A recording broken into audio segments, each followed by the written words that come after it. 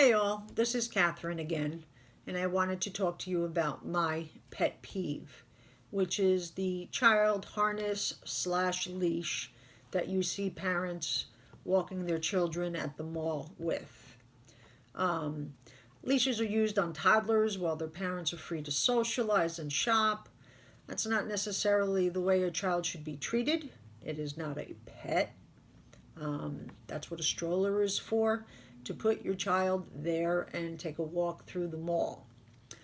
Children need to learn boundaries from a young age. So, with that being said, child safety harnesses and leashes are not a substitute for child supervision. And although there is no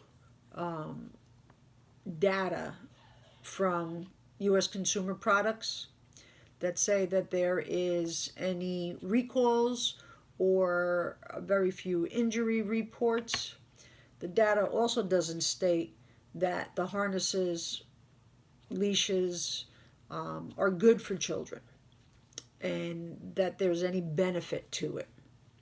So when you listen to pediatricians, they are definitely against child harnesses. They can cause injury. If you pull too hard, there's a risk of them falling, hitting their head, danger to limbs if they get, strangled with it, things of that nature. And again, children aren't pets.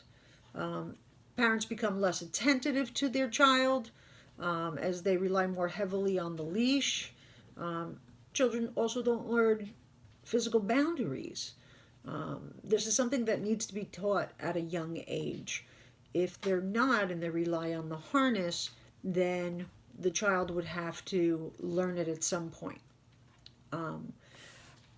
There are stories, though, out there that leashes have been misused, that parents drag their child or, tie them up to keep them in a spot while they're doing something else.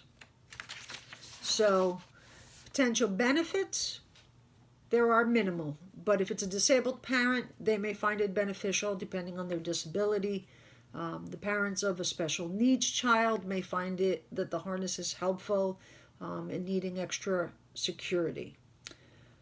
In conclusion, although the circumstances for a child harness is minimal, most parents use the harness for their own recreational purposes rather than setting the boundaries for their children. Thank you for listening. Have a great day.